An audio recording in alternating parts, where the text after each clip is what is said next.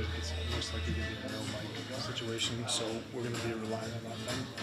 And then what about for Q&A? You're going to still pass around for Q&A? We're just going to do any of that. So.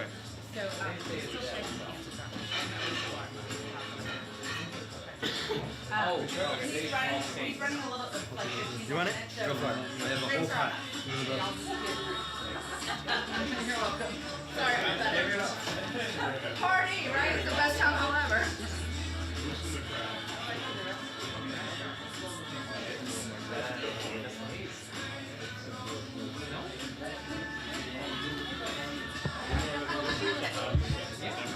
Come on, everyone. Woo! Send out a tray of shoes. What's up?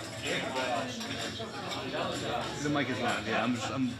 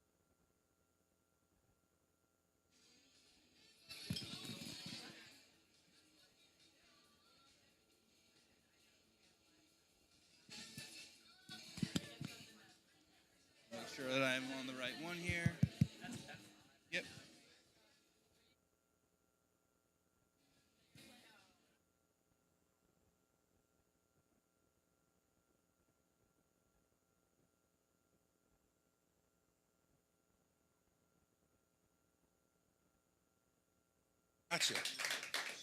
Hello, hello, good evening. I'm using this microphone not because you can't hear me, but so that the cameras can do it. So thank you all for being here tonight. We appreciate it. We just left a really good event over at Dartmouth, believe it or not. It's funny, I talked to Governor Sununu today, and he said to me, going up to Dartmouth, good luck. But I will tell you, the reception was really good, really respectful, really good questions. So I'm really, quite pleased that we went up there and that we had the event that we did. Look, what I'd like to do tonight is just to change the format a little bit of what we normally do. And what I'd rather do is just take your questions. For some of you, you've heard me speak before, and I'll just say one quick thing and then go directly to your questions, because I think that'll be more informative for everybody. We're living in an extraordinarily dangerous time, in a time that is much more dangerous now than even was 3 weeks ago. And my view on it is that it makes character an even more important issue in this campaign, because we certainly didn't anticipate what was going to happen in Israel. And there's lots of things that are going to happen in this country and around the world that you can't anticipate. But what you need is to have a president who has the character to be able to deal with those problems in a way that's going to make you proud to have him represent your country and to make the decisions that we need to make for the country. So I think this is, an extraordinarily important time before the events of the last 3 weeks. Since the events of the last 3 weeks, it's now even more important. And, I think the people of New Hampshire need to focus on that and focus on it in a way that takes everybody's character into consideration for what we're going to be considering over the course of the next 10 or 11 weeks before we get to the primary. So I'm happy to be here. And what I want to do more than anything else is hear from you and take your questions. And that'll lead to, I think, a really good conversation tonight. So who wants to start? Any question about anything? Yes, sir.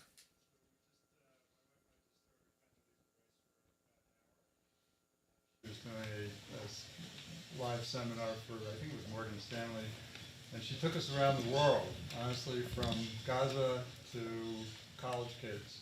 And I'm curious what your reaction is. She said she was very optimistic because of the youth today in America, who she thinks are much more involved than prior generations. I'm just curious what you observed with your Dartmouth audience. Well, let me say this. First off, Condi would know, since she's on a college campus every day, and in her association with Stanford and her teaching there, so she gets to see college folks every day. I would say that, just the experience at Dartmouth, I got to the auditorium, and I don't know, how many people did that auditorium seat, guys? 240? Okay, so there were 240. All the seats were filled, and there were probably another 40 or 50 students waiting outside to get in. And eventually, as some people had to leave, we were able to get standing room and everything else, get everybody in that wanted to be in. So first off, to think about that, on a Thursday afternoon in the beginning of November, to get them all to show up. And they had really good questions, and they were really engaged and involved. And then almost all of them stayed afterwards to come up and talk to me personally and to get pictures taken. And so, I think it is really encouraging. What I said to them, and which was not, I didn't plan as part of my opening conversation with them, was, I said, let's talk about free speech. Free speech is not free. Free speech costs something. It costs a lot of Americans their lives. Free speech is about treating each other and each other's opinions with respect. Showing respect and caring and love for each other. And that I was really concerned that a lot of college campuses right now, that wasn't going on. And I'd have to say, I don't know whether it was because of their disposition up there or whether it was because I kind of pre-admonished them. But there was extraordinary respect in that room. And I think if you just watched this room, it was incredibly encouraging. And I do think this, from having children around this age. I have a daughter Our youngest daughter's now a junior at Notre Dame. Her friends are much more plugged in, even than I'd say her older sister, who's 7 years older, more plugged in than her friends were. And the difference between those 7 years has made a real noticeable difference. They both went to Notre Dame, so they were going with kind of similar students with 7 years between them. My daughter Bridget's class seems to be much more involved and plugged into what's going on in the world than Sarah's class did. So it's kind of interesting. It's an interesting observation from Condi, and I think when I think about it, I agree with it. I agree with it. Sure. Other questions from folks? Yes, sir. Yeah. So I know Israel is in the headlines right now, but about Ukraine, like how do you plan on keeping Ukraine and other conflicts in the world relevant while everyone's focused on Israel right now, because there's still a war going on. Sure. I mean, you've probably seen there's a small faction of Republicans that want to remove funding for that. Sure. Like, how would you approach that when you become president? Well, first off, let's remember it is still a minority faction in the Republican Party, but Donald Trump, Ron DeSantis, and Vivek Ramaswamy are in that minority who want to remove funding from Ukraine. Ramaswamy even said the other day he's willing to give all of the land Russia has stolen to Russia, and also to give Russia an agreement that we would never admit Ukraine to NATO in return for them breaking their ties with China. And how likely is that, right? This is like the naivete of the century. So, it's a conversation that I'm sure we're going to have Wednesday night on the stage in Miami, and we should. Look, I still think a majority of the Republican Party understands how important it is. And you talked right at the beginning of your question about something really relevant, and that is the distraction that the Israeli war has become to what's going on in Ukraine. And by distraction, I don't mean to minimize it at all. It was an intentionally done distraction. There's no doubt in my mind that those four countries are working together. I call them the foursome of evil: China, Russia, North Korea, and Iran. They're sharing weapons with each other. China's funding the war in Russia. The Iranians are giving drone technology to the Russians to use in Ukraine. And if we think for a second that Hamas decided just willy-nilly this might be a good time to go after Israel, I think it was given the green light by Iran in coordination with their Russian and Chinese allies to do exactly what you said at the beginning of your question, which is to try to distract us from our commitment to Ukraine so they can finish the Ukrainian war while we're helping Israel. We can do both at the same time, and we need to. And that's what a great power does. I had a woman ask me at a town hall recently, why is this our responsibility? And I said, well, there's a lot of technical reasons I could give you, but how about this one? This is the price we pay for being the richest and freest country in the world.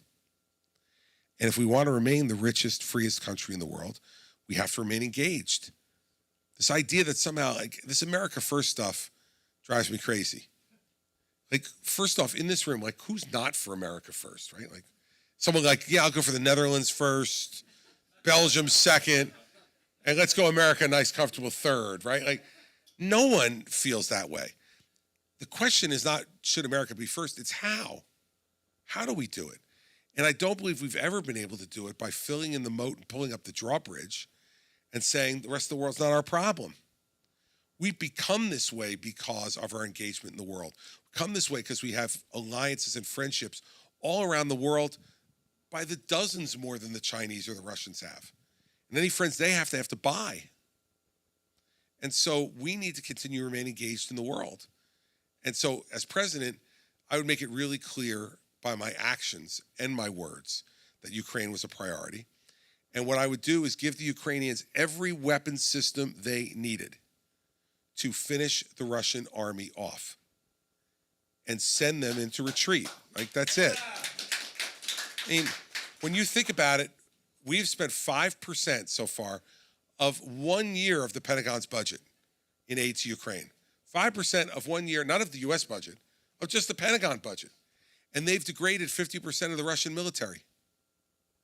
There's a report last week in the Wall Street Journal that Russian generals were executing Russian soldiers who wanted to desert. We have them on the run. And the Iran-Hamas attack on Israel is meant to distract us. You know, when I went to Ukraine a little over 2 months ago now, I met with President Zelensky. The first thing he said to me was, whenever you meet with any group of Americans and Ukraine comes up, would you please tell them from me, thank you? Because without America's help, we would be occupied by Russia right now. And we've been occupied by Russia before, he said, and it was no fun. Secondly, he said to me, I want you to assure every American that we will never accept American soldiers in this war. He says, it's a point of national pride for us. We believe we can win this war with our soldiers. And we're not going to accept American occupation anymore than we're going to accept Russian occupation. And so here we have a country that is willing to fight this fight against the Russian army, degrade them and damage them.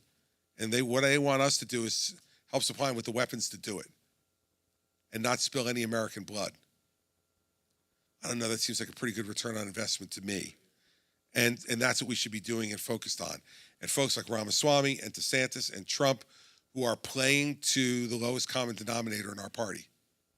It's wrong. And I'm going to continue to fight against it as president. I would make it very clear to the Russians, Ukraine is fighting this war with the full support of the United States government. And I think that will send the Russians heading back towards their border eventually, and some kind of negotiated settlement to end this thing, but not with giving them any of the land that they've stolen through this invasion. That's not right, and not something I would want to have happen. Yes, sir. It makes sense to me that those four countries are behind this. If we escalate with all of those arms, will it not invite escalation of armament from China? I think not, because I don't think the Chinese army is ready for that. You know, we still have a pretty significant military advantage over China. I was talking to General Milley about this right before he retired. He's become a friend, and I asked him to for a briefing on what he thought. And he said, look, in 10 years, he said, you know, the Chinese army might be our equal if we continue on the same path of kind of like this and they continue like that. But right now, he said they know that they don't have the wherewithal to keep up with us. And so I think that escalating those armaments sends a much different signal to them, which is, we know we still have the advantage, and we're going to deter you while we do. And then, of course, we've got to get to maintaining and expanding that advantage, because we will recognize what an important part it is to establishing world order, to establishing some sense of justice around the world in a way that inures to America's benefit. So, for instance, we need more ships in the Navy. We need more submarines to patrol the South China Sea, where the Chinese continue to build more artificial islands illegally against international law, and they're arming them to be military bases. We've got to be there and let them know that we're going to keep the trade lanes in the South China Sea open and free, not only for us, but for our allies in Japan, Taiwan, Korea, Australia, and New Zealand. And those are incredibly important trading partners to us and incredibly important strategic allies for us. Those things are things that we need to do, because believe me, if we won't, the Chinese will. They'll make deals with those countries, but the deals they'll make will be at the end of a pointed gun. The deals we make are at the end of an extended hand.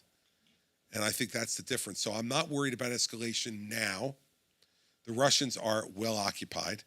The Iranians don't want to start that war with us. That will not end well for them. The same with the North Koreans. And the North Koreans will only do what the Chinese permit them to do. And if the Chinese don't want a war, they're not going to let the North Koreans go off and play in traffic. So I think we're in a pretty good position at the moment, but we've got to be able to force that position into a place where our allies know we'll stand with them. That will make them stronger too. And you know, you got some of these neutral countries out there like India growing and getting stronger that don't know which way to go. Ally with the US or ally with China. It's over 1 billion people. I'd like them with us. So we got to make efforts to do that and let them know we're reliable partners. One of the things about Ukraine is in 1992, we promised we'd protect them if they returned the Soviet nuclear missiles to Russia. Well, the Ukrainians wanted to keep them. Why? Because they wanted to prevent what's happening right now. They figured if they had nukes, that would prevent them. But we didn't want the nuclear weapons to proliferate. So we urged them to send it back to Russia, and we said, if you do, and they invade you, we'll defend you. Well, we better be good to our word. And I think not keeping those promises, we've shown that that's created more tumult. Obama drawing the red line in Syria than not enforcing it. Biden's disastrous pullout from Afghanistan. Trump playing games with Ukrainian aid in return for getting dirt on Joe Biden, right? These are all things that send signals of weakness and division to our adversaries and embolden them to make the moves they've made.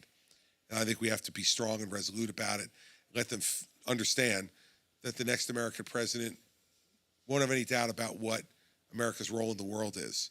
And if we elect Donald Trump or anybody else in that group, there'll be significant doubt about what our role in the world will be. Is it time for a ceasefire in Israel? And if not, what has to happen in order for you to say yes now? I said this earlier at Dartmouth because I got asked that question as well. The ceasefire right now is like if you're out on the playground in school and you get tapped on the shoulder, and as you turn around, a guy sucker punches you, knocks you on the ground, bloodies your nose, you stand up, and he says, truce, let's not fight. They got their shot in, and I think that the Israelis have to accomplish two things before there can be a ceasefire. First is to make sure that they are positioned to defend their territorial integrity and the safety and security of their people, because that obviously was something they did not do in the lead up to October 7th. And secondly, they have to take enough action against Hamas to degrade their ability to do this again in the near future. I can't make that judgment sitting from here as to how much is enough. But as long as we're continuing to communicate to the Israelis that that should be the goal, not to completely wipe out every human being on the Gaza Strip, but to degrade the Hamas military capability. And then third, to remind the Israelis that the long-term goal here is to finish what we've started in terms of isolating Iran.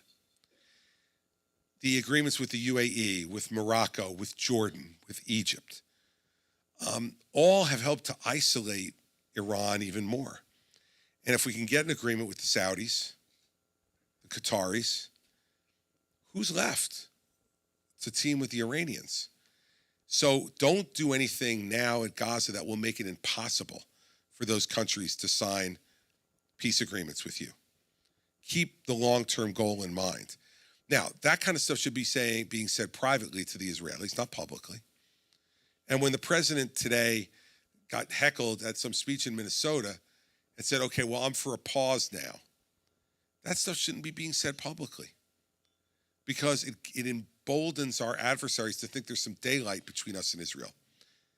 If I were president of the United States, I'd be on the phone every day with Netanyahu, getting updates from him and reminding him that our support is unconditional, but don't make a mistake that we're all going to have to pay for, because then you may be paying for it on your own, not us.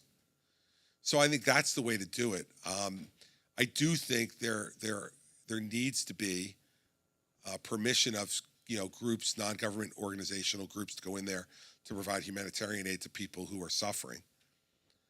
But we need to remember too, we got 250 or 60 hostages still being held by Hamas, and so they want humanitarian aid. It seems to me it should be timed to release of hostages. So you want 5 trucks of food? Good. Give me 50 hostages. I'll give you 5 trucks of food right now. You want 8 trucks of medical supplies? Great. Release another 50 hostages. We should be conditioning that upon them. They want humanitarian aid. We want humanitarian aid for those hostages. So let's be humanitarian on both sides of the line here.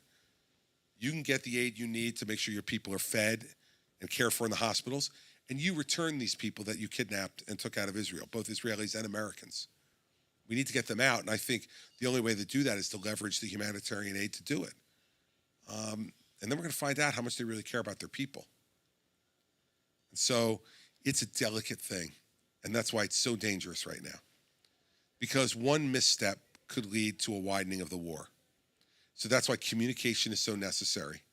And we should be having regular communication, not only with Netanyahu, but directly with the IDF as well, the Israeli Defense Forces as well, so that we're, double checking on what we're being told. The Prime Minister may have one opinion about what's going on militarily. The IDF may have a different one, and we need to double check that. And keeping lines of communication open between the Secretary of Defense and the Chairman of the Joint Chiefs and the Defense Minister in Israel are really, really important to do as well. So this is why you need an experienced, thoughtful person as president right now, and in the time to come. And that's why, it's no time for TV tough guys, who just bloviate all the time. We can't have that. It'll put us in an even more dangerous position. And I know Donald Trump. I've known him for 22 years. Let me tell you what he'll do. He'll capitulate every time. He will give Ukraine to Russia. He will force the Israelis into a premature ceasefire and encourage Hamas. You heard him the other day say he thought Hezbollah was very, very smart and criticizing Netanyahu openly, publicly. And he's not criticizing Netanyahu because of the war. He's criticizing him because he called Biden and congratulated him on being elected president when Trump was taking the position that the election had been stolen, right? So, we need a president who's going to put the country first, not himself. And it's even more important now than it was a few weeks ago. Other questions from anybody about anything? Yes, sir. Talked about lowest common denominator. You talked about experienced, reasonable person. When you think about what happened in the House of Representatives in the last several weeks, how does that make you feel, differently or the same than it did before all that went down, about having somebody be nominated the Republican Party who is experienced and reasonable rather than just doing the lowest common denominator? Look, our party is divided. It is. That often happens when you don't have a president. And when I look at what happened in the House, it just shows that we don't have enough serious people there who understand that their first job is to govern. And to shut down the House of Representatives for 3 weeks, to change from Kevin McCarthy to Mike Johnson. I don't know what you think, but I don't think it's going to be any material difference we're going to see in what's going to happen down there or not happen down there. I think we need a strong president who understands how to work with a legislature of a different party.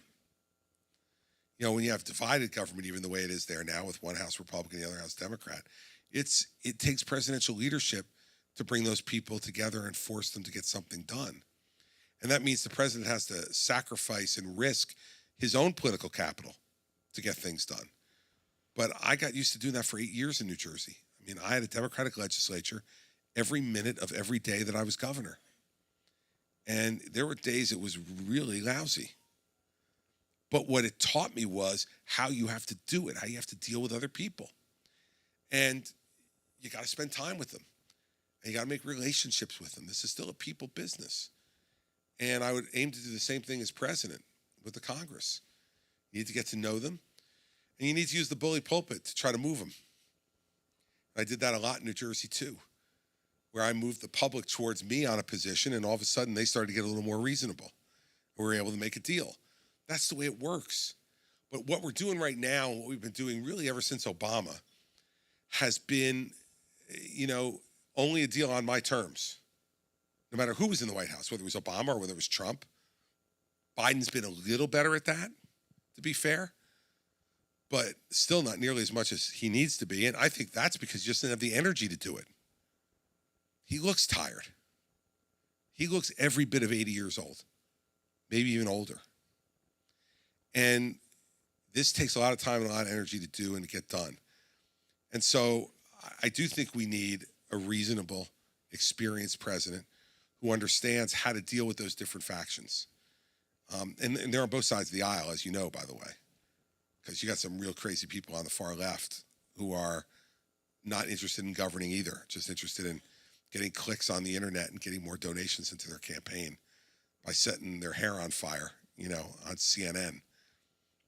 It doesn't make any sense to govern the country.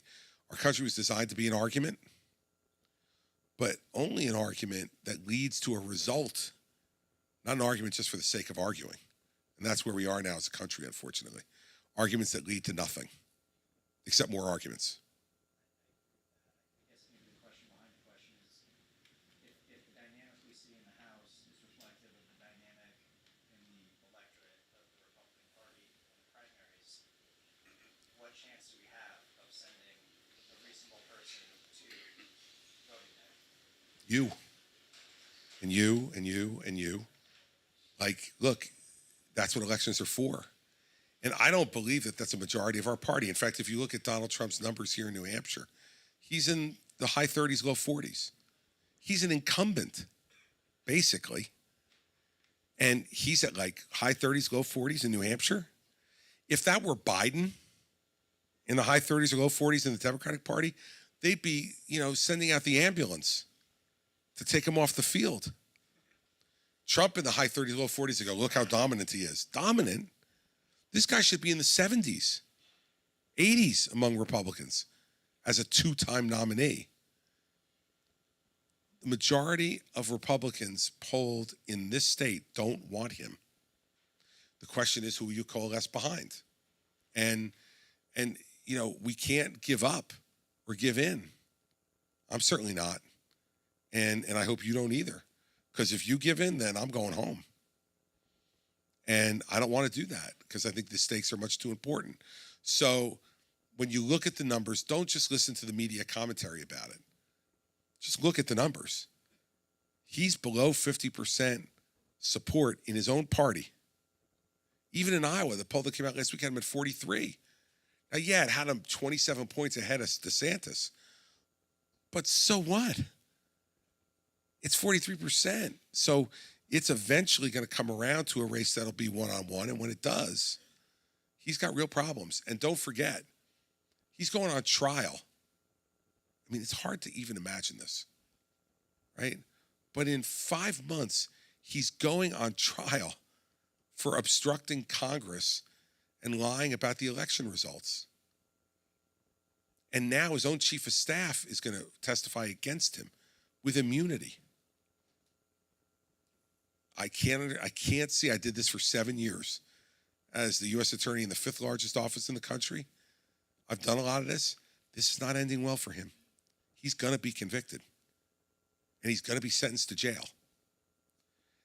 That's not the advertisement you want for your nominee. Vote for him so maybe he can pardon himself and keep him out of jail. I mean, it's ridiculous. We nominate him, we're going to lose. We're going to lose. And then Joe Biden will have a Democratic Congress because they'll take the House back. It's only a 5-seat majority now. And probably 4-seat because George Santos didn't get kicked out yesterday, but he ain't coming back. Right? I think that's a pretty safe bet, right? I don't think we're going to see George reelected. So we're down to a 4-seat practical majority. We lose the presidency, we're going to lose the House too. And then what are they going to do? They're going to pack the Supreme Court. They're going to admit Puerto Rico and the District of Columbia as states, so we'll never have a chance to have a majority in the Senate again. Spend us into oblivion. There are real life things that will result from it. So don't give up.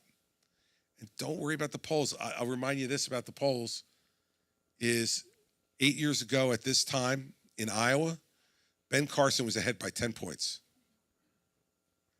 October Des Moines Register poll, Ben Carson was ahead by double digits. 8 years ago in New Hampshire, Jeb Bush was ahead in October. See how that ended up. I had a friend of mine who works in the baseball industry call me today, check in on how I was doing. And I said, here's how I'm doing. November 1st in a presidential campaign is like August 1st in a baseball season. You're close, but there's still a lot of baseball to be played. There's still about 60 games left to play in a 162-game season. That's what we got here. We've got 12 weeks to go. 12 weeks from yesterday before anyone's voting here. So we still got time, but like in baseball, August are the dog days. These are the dog days. It's getting cold up here now. People are going to be slogging around soon in snow, and we're going to be feeling it. But it's about our country that we're trying to save. And so I won't give up on you. Don't give up on me. And don't give up on the cause, more importantly. Other questions for Peaks about anybody? About anything? Yes, sir. So, first of all, good luck on the debate next week. I'm looking forward to it. Should be fun. I just want to ask, Vice President Pence said that authoritarians, they only understand action, not like what you say. So, in the spirit of that, like, I'm curious what your thoughts are, like, with Biden and Trump, who've worked with, like, our U.S. partners like Singapore, Qatar, UAE, Saudi Arabia. Will you change, like, your foreign policy or anything like that with those partners? Because, like, there are human rights concerns and there are, other issues. And I think Biden, like, is basically just in human rights because he's, met with Vietnam recently. He's met with Saudi Arabia. So I think when Biden said he was going to put human rights as the forefront of his foreign policy, that actually turned out not to be true. So I'm just curious to hear what your thoughts. Yeah, look, I think that it's Joe Biden becoming realistic. Like, look, the Middle East is an awful neighborhood. I mean, think about it. It is an awful, awful neighborhood. But you can't ignore it. So, it's kind of picking among the bad choices. And look, I don't like Saudi Arabia's record on human rights, but it's a hell of a lot better than Iran's, right? So, like, you got to make these judgments. This is what makes being president so hard, is that these are really tough judgments. But the absolutist position never works. If you don't do what we want to do on human rights, we won't talk to you. They'll say, okay, we'll go talk to the Russians and the Chinese. And you go, well, don't do that. Well, what do you expect them to do? This is a big, cold, ugly world out there in many respects. And their smaller countries are looking for friends. Less influential countries are looking for friends. So friends can have good conversations with friends, though.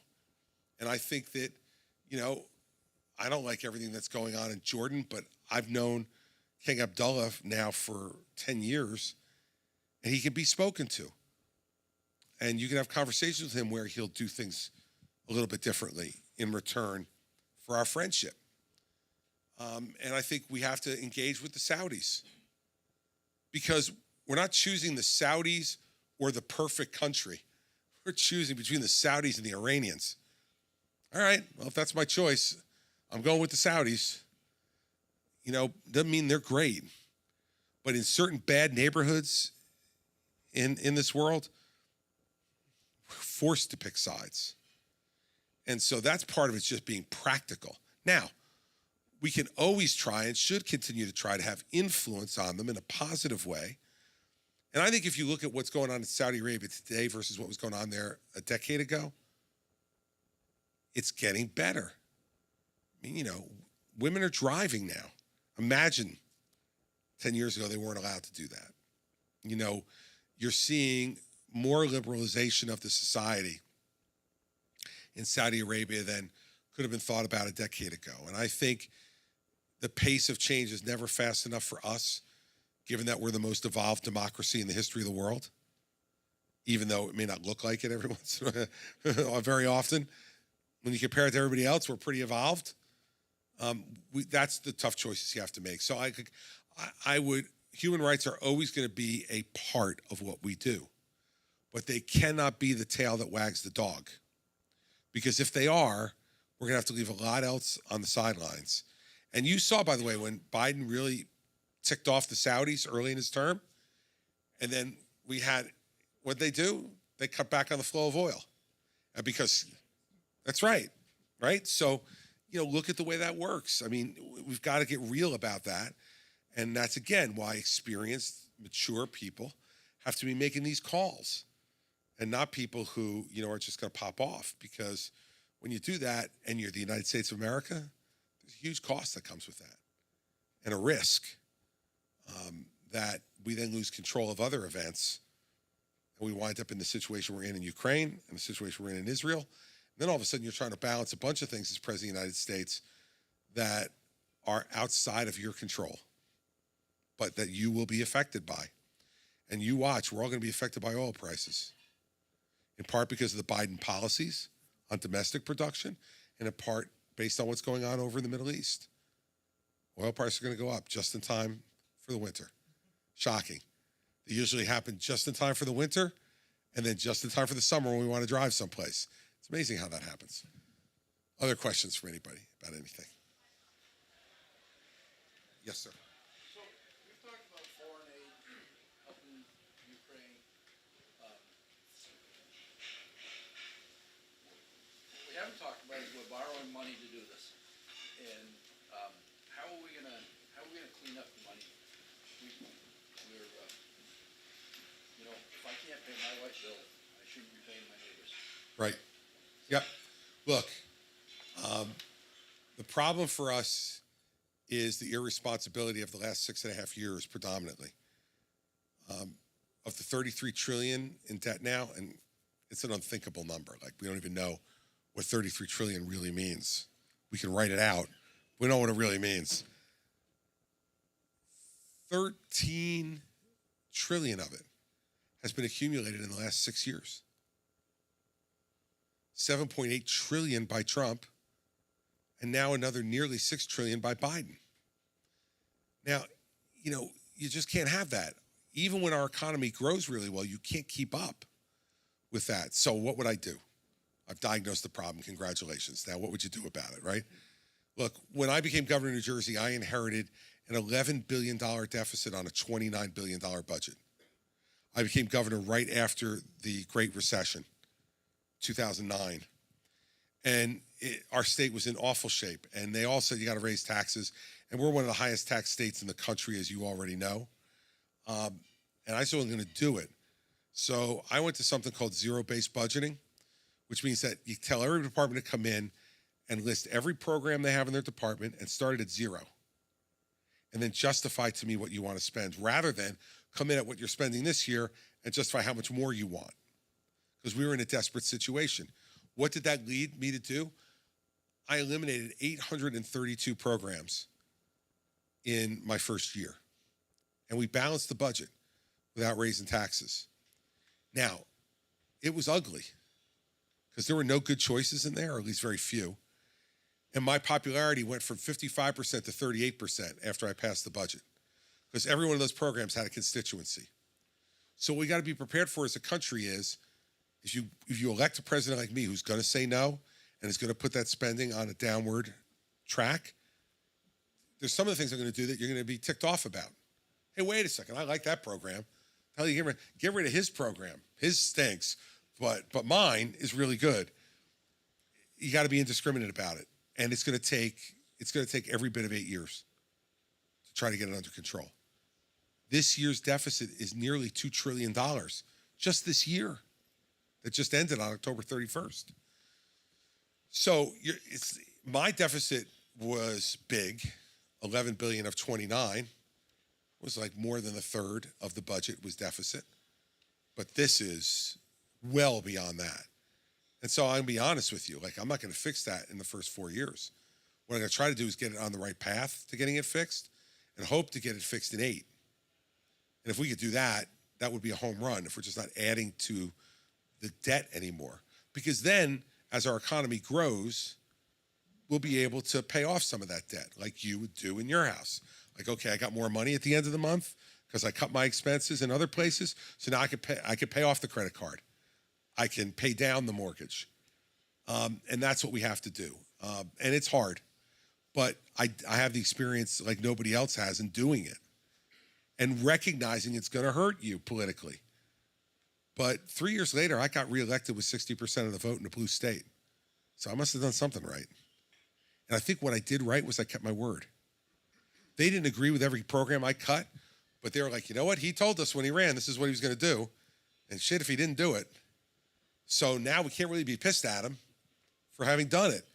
And I think that's the rationale you have to get back to in leadership. It's like, tell people what you're going to do. If they elect you, then do it. They're daring you to. So go and do it. And you know what? If you lose, you lose. Like, look, the way I felt every year of my first term as governor was, I care about being a governor of consequence. And if I lose, no one expected me to win in the first place. I beat an incumbent Democratic governor in a state that hasn't elected a Republican to the U.S. Senate in 50 years. He was the former CEO of Goldman Sachs, and he outspent me in the campaign $33 million to $11 million. And I beat him. So no one expected me to win in the first place, including me. So when you get there, you say to yourself, well, hell, man, just do it, because you're probably going to be here for 4 years. And just do what you can do in 4 years. I would take the same approach as president. It's like, let's go. Let's do the best we can in 4 years. I'll run for re-election. If I lose, I lose. But at least in the 4 years that I was there, I would have done something that matters, does something of consequence. And the joke I used to say all the time in New Jersey was, look, I don't care about getting reelected because once you win once, you already get the portrait. Right? They're already painting you. Someone made a painting of me. It's ridiculous. I got a painting, and it's hanging in the Steakhouse in New Jersey right now. And if I ever have grandkids someday, they're going to be able to go and see it and go, man, look at that. The old man did something. All you're arguing about then is the little brass plaque, whether it says 4 years or 8 years underneath it. I'm not selling my soul for the little brass plaque. So that's the way we go about it. It's going to be hard because we got here in a way that was wholly irresponsible.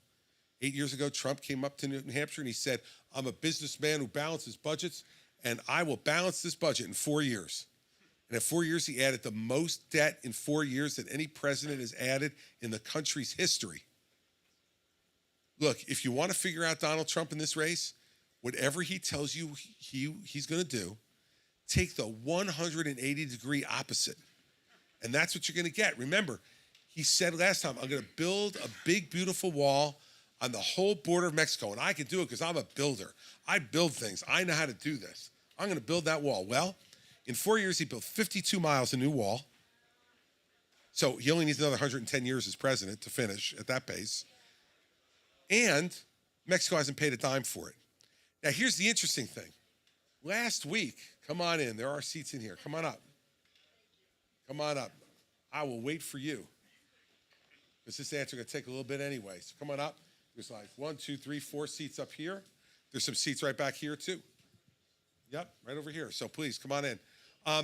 Look, he said just a week ago, he said, anybody who believed me when I said that Mexico was going to pay for the wall is dumb.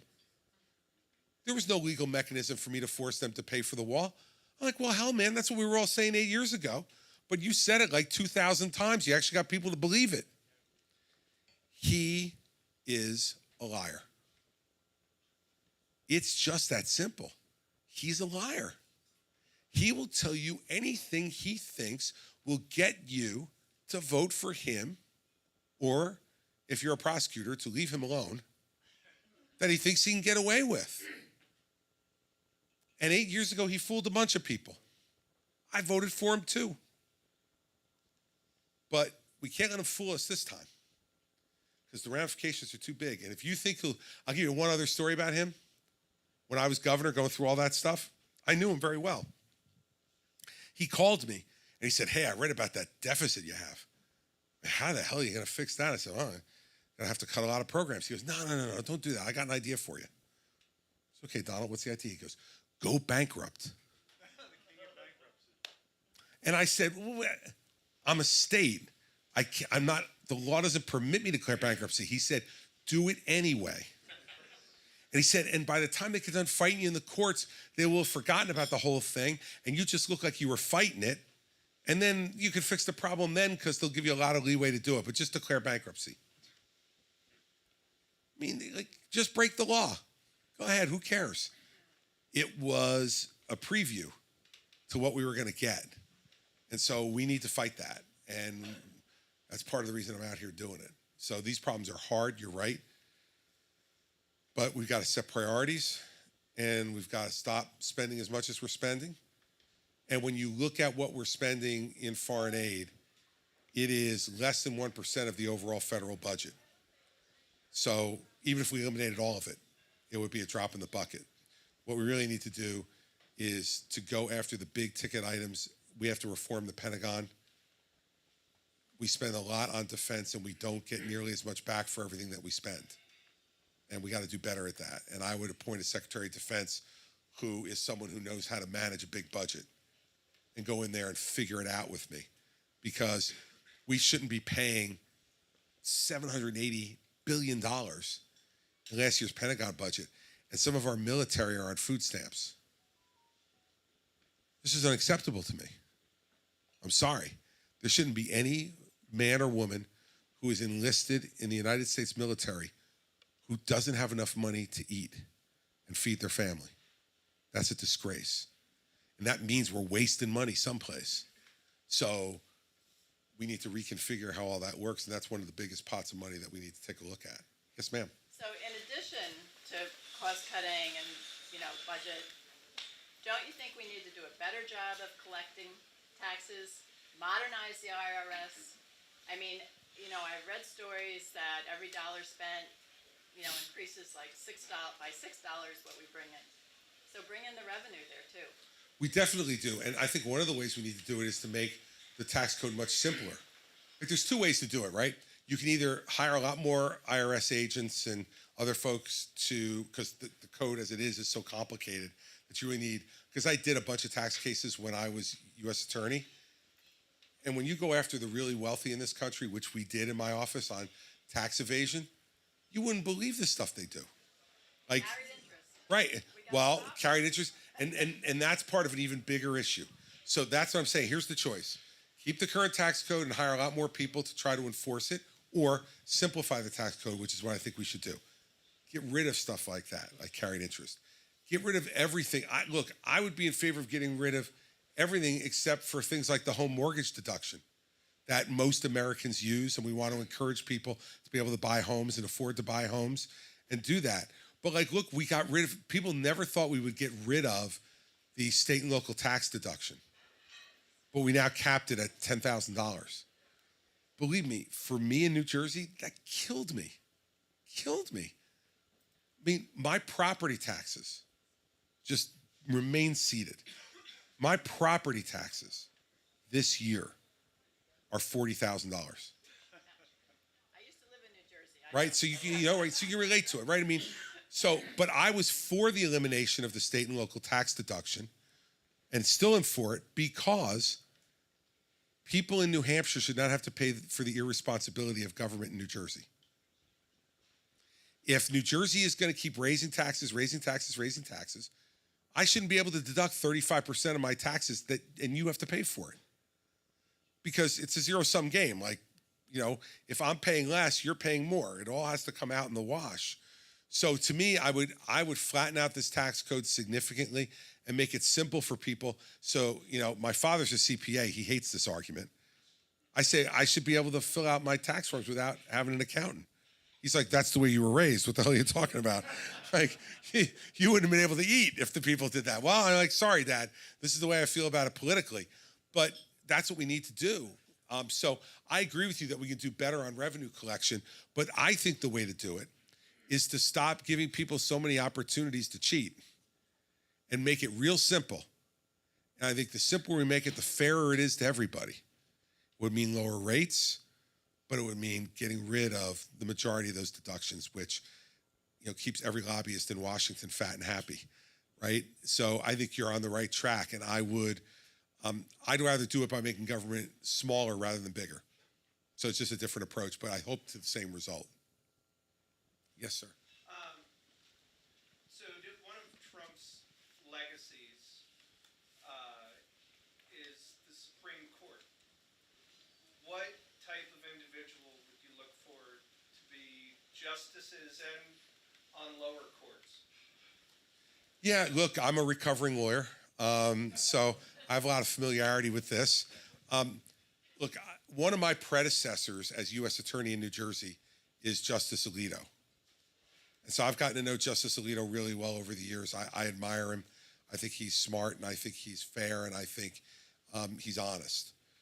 And so I'd be looking for folks like that. I'm looking for people with practical experience who are conservative.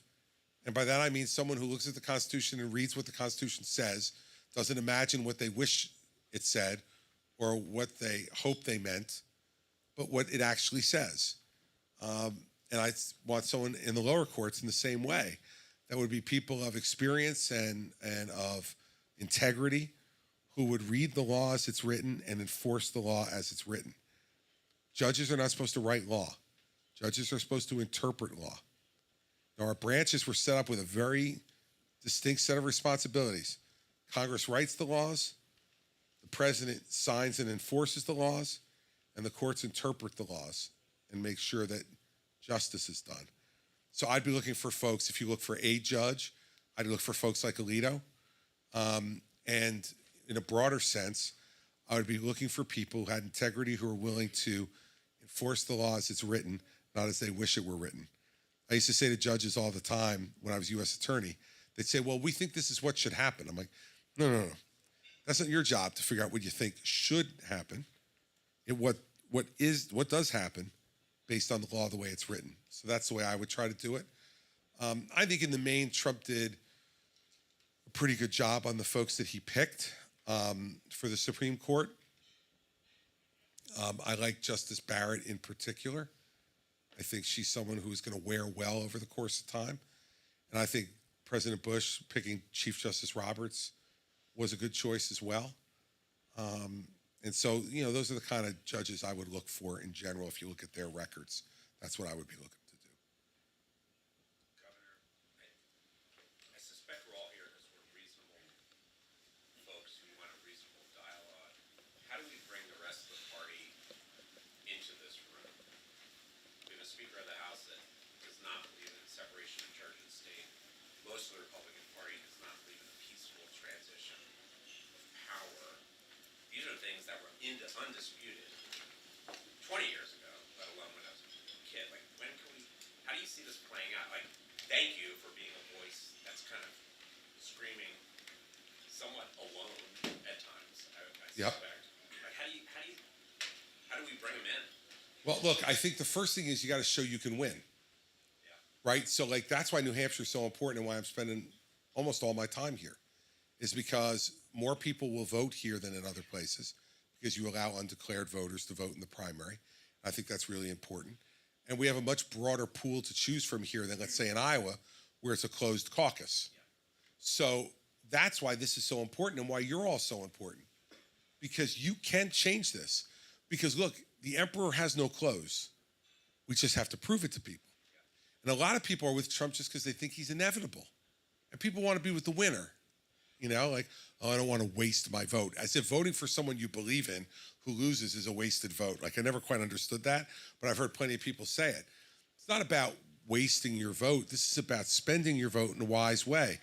And I think if we were able to beat Donald Trump up here or come very close to him, everyone would say, oh my gosh, the reasonable people vote. And yeah. Huh? Did I just throw you a softball? Well, it's certainly not something I haven't been asked before. So I am a little prepared for it. But I think, look, in the end, that's what it's about, and that's what you all have to do.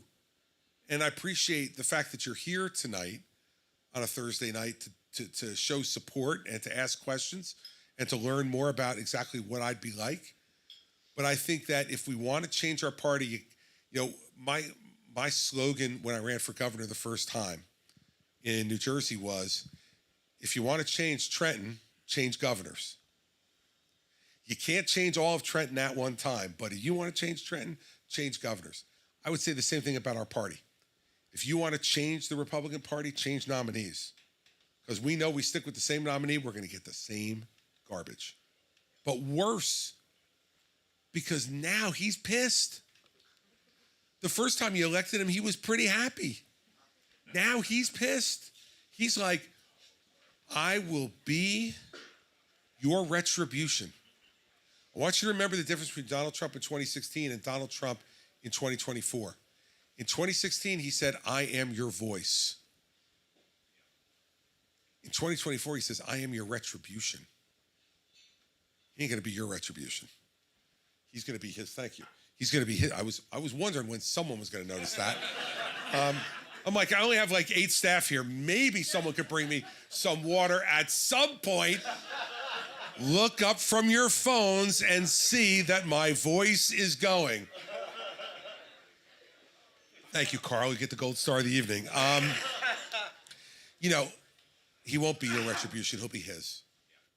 And that's what this will be, 4 years of him exacting retribution against every person who didn't agree that the election was stolen. It's not the kind of America I think we want to live in. Yes, sir. Thanks, Governor. You spoke a lot about Donald Trump this evening, and I didn't disagree with any of it.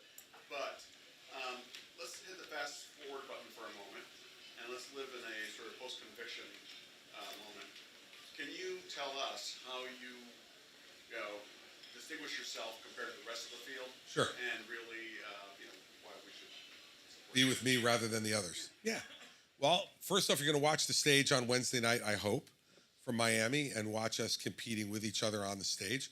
And maybe Vivek will shut up long enough to let the rest of us talk, which would be really nice. But look, let me take them one by one from the way they were standing the last debate. So right next to me was Nikki Haley.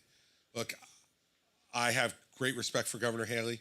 We've known each other now for 13 years. I went down and campaigned for her in 2010. I was an incumbent governor and went down and campaigned for her, and I'm proud to have played a small role in helping her get elected the first time as governor of South Carolina. Here's my two main distinguishing points with Nikki. Number one is that she worked in a red state with a red legislature and in a one newspaper state. Man, if you think that prepares you for Washington, D.C., you got another thing coming.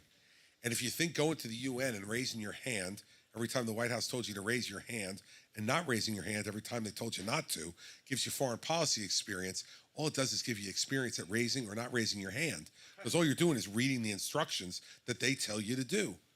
I don't think that makes her a foreign policy expert. No, it's true. No, it's absolutely true.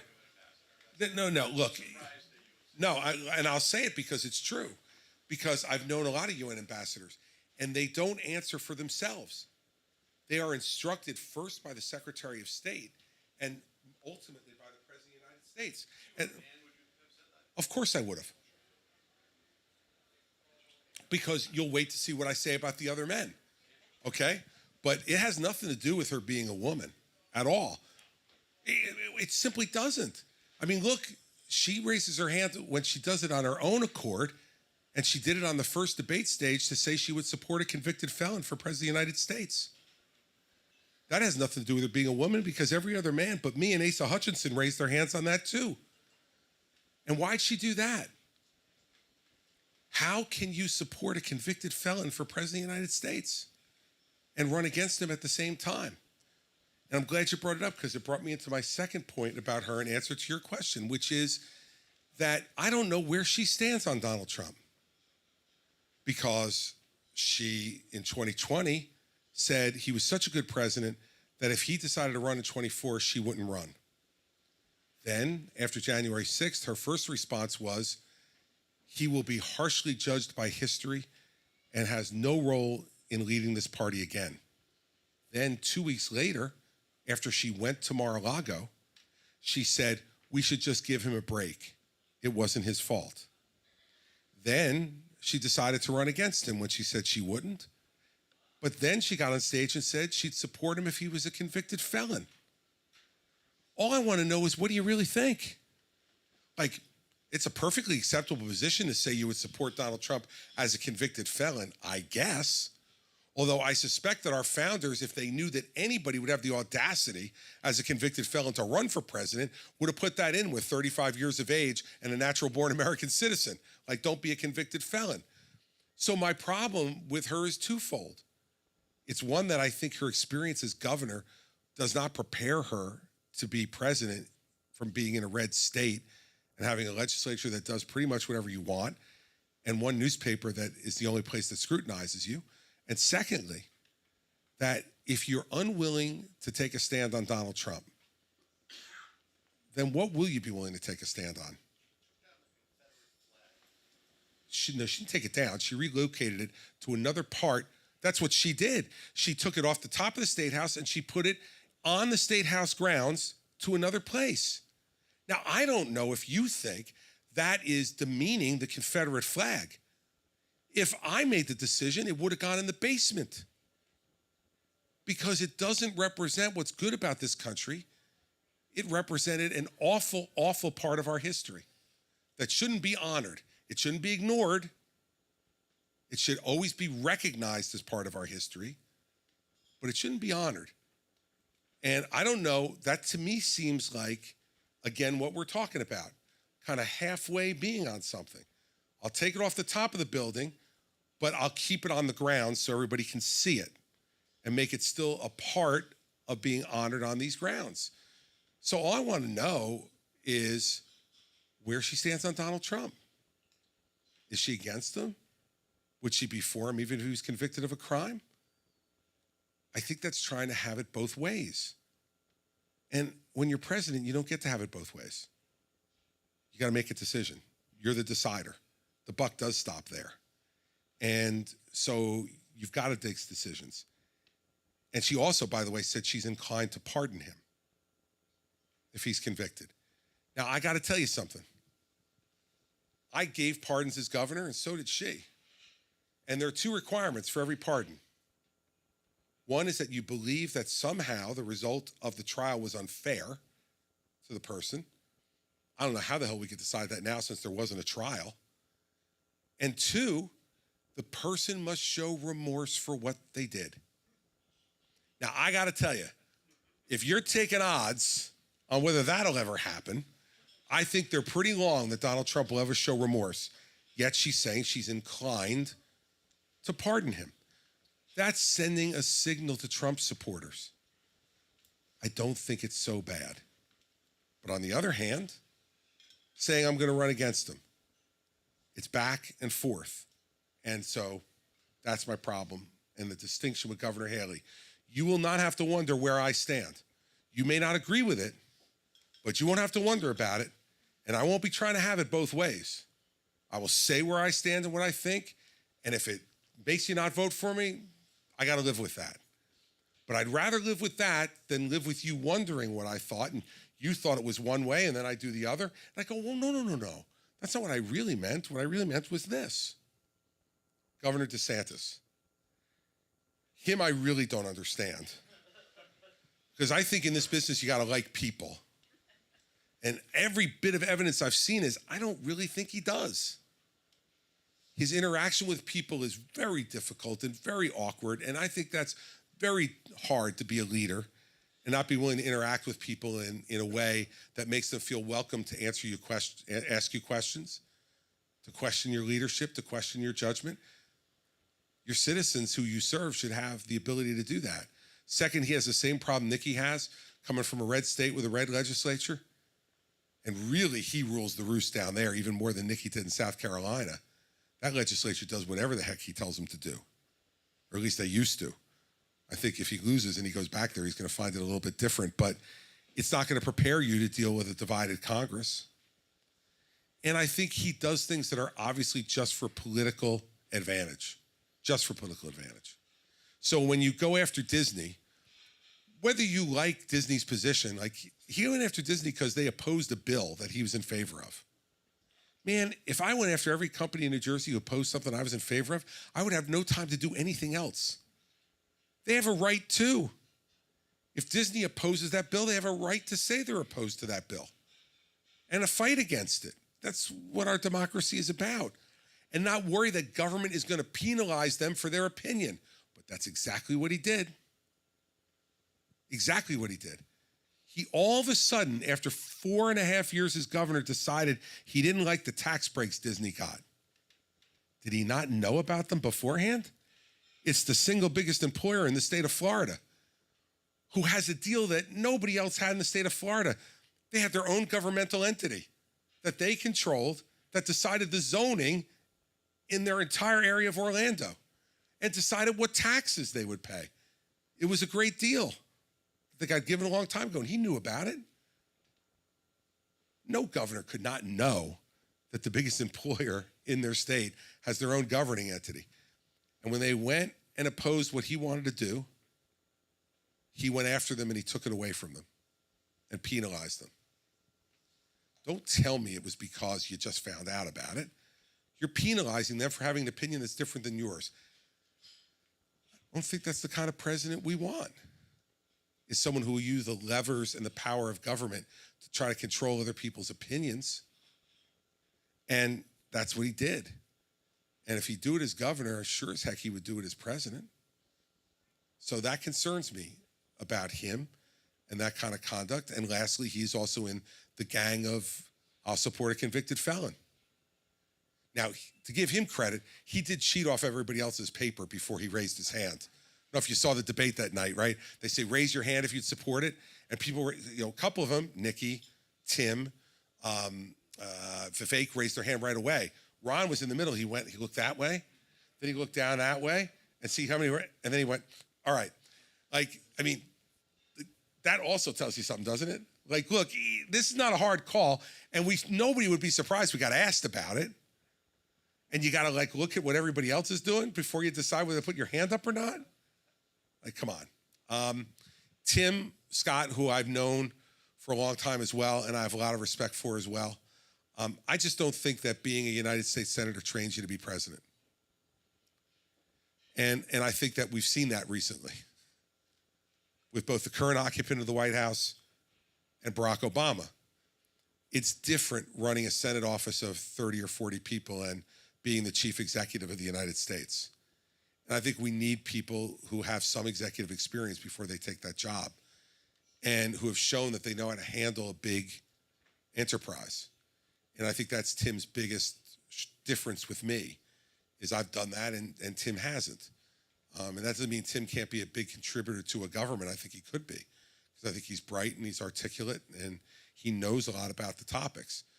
But man, when you get at the head of that huge train, you better know how to drive it. And I think Tim doesn't necessarily know how to do that. I'm not even going to spend time on Vivek. Like, seriously, he's 38 years old. He claims to have, I heard him say the other day on TV, unfortunately, the drug I discovered didn't treat Alzheimer's the way we thought it would. He didn't discover any drug. He's a patent troll. He looks around for patents that haven't worked so far. He buys them cheap, and then if he can turn them around, he can make some money off of it. A perfectly legitimate business, but it doesn't make you a discoverer of a drug, right? And he says things like that make me feel like he thinks we're not smart, that we can't think these things through. And as I said earlier, he said this week that he would make a deal with Putin. The deal was, you can have the land in Ukraine. We'll promise you we'll never put Ukraine in NATO. And in return, don't talk to China anymore.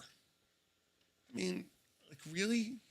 Two committed communist dictators, Putin and Xi, are not going to talk to each other anymore, and Putin's going to come talk to us and be our friend. That should end that conversation. I think the difference there is I'm in the real world and he's not. And I don't really know why he's running. I really don't, but he's in there. He's still in the debates, so we're going to have to deal with him, and we'll deal with him. But I don't think there's any realistic chance he'd be nominated or elected president. And I think that's everybody that's really practically left in the race. I think Asa and Doug are still in. I have a lot of respect for both of those guys, too. I served with both of them as governors. They're, again, really bright guys, but I don't think they've really caught on in any respect anywhere, and probably we'll probably be out of the race pretty soon, as the vice president did just last week. So I think, I'm giving you thumbnails. If we spent time on each one of them, I could talk more in detail about policies and other things, but the thumbnail on each one of them, I think those are the differences.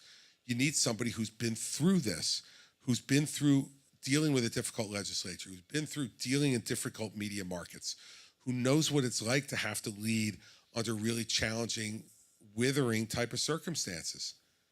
And, when Hurricane Sandy hit New Jersey and destroyed 346,000 homes in 24 hours, you better be on your game and know how to run a government in order to get the lights back on, to get homes rebuilt, to get people back in their businesses.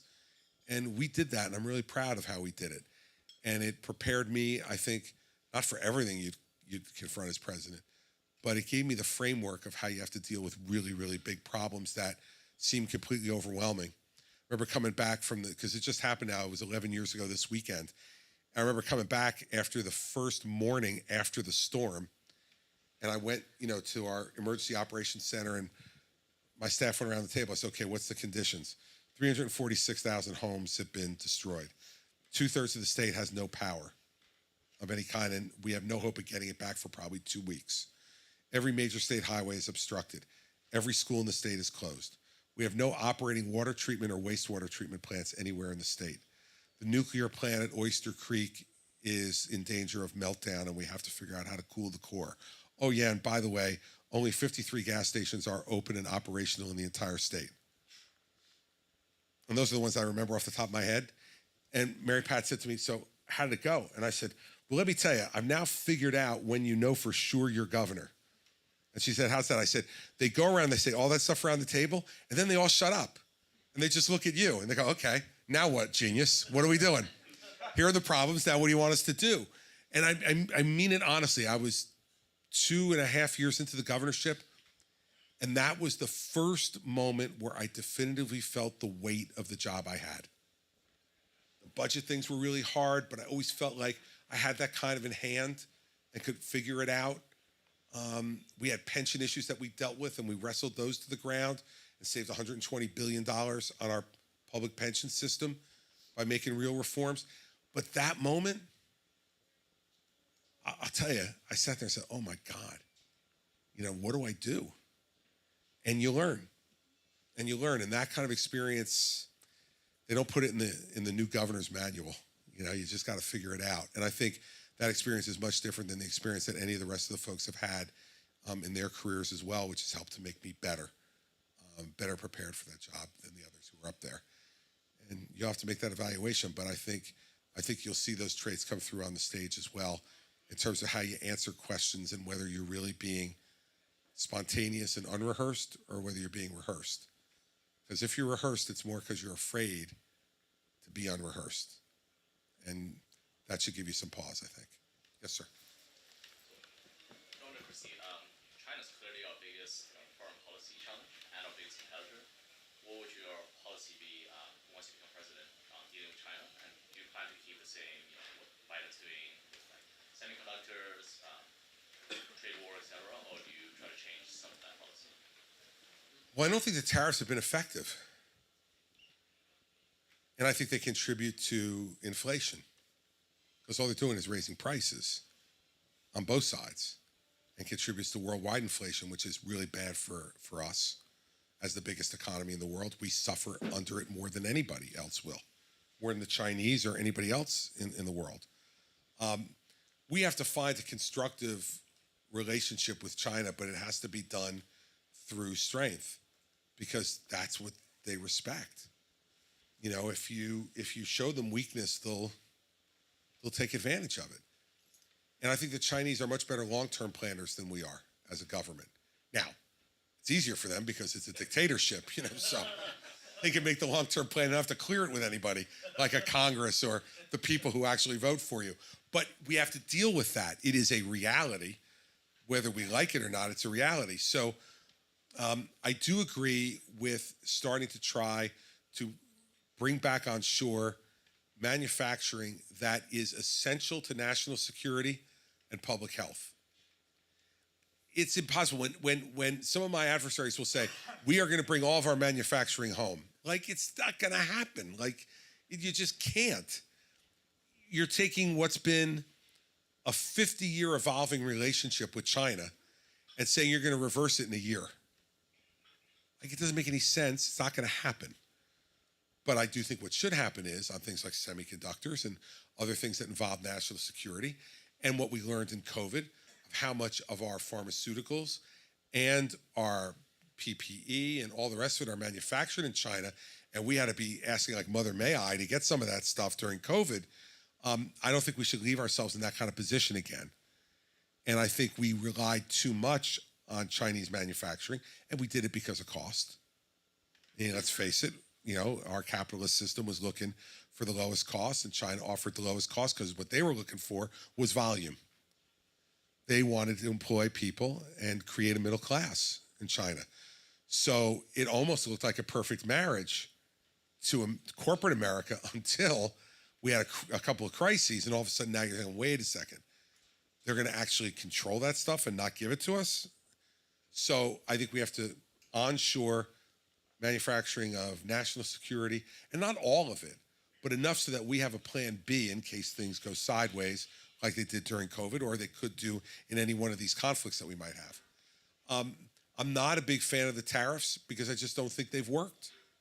Have they markedly changed China's behavior in the world anywhere? I'd argue too that's aggravated it in some respects. And so I'm not like philosophically against tariffs. I'm not an economist. But what I am is I'm against things that don't work. And that all they do is cause more price increases for our consumers.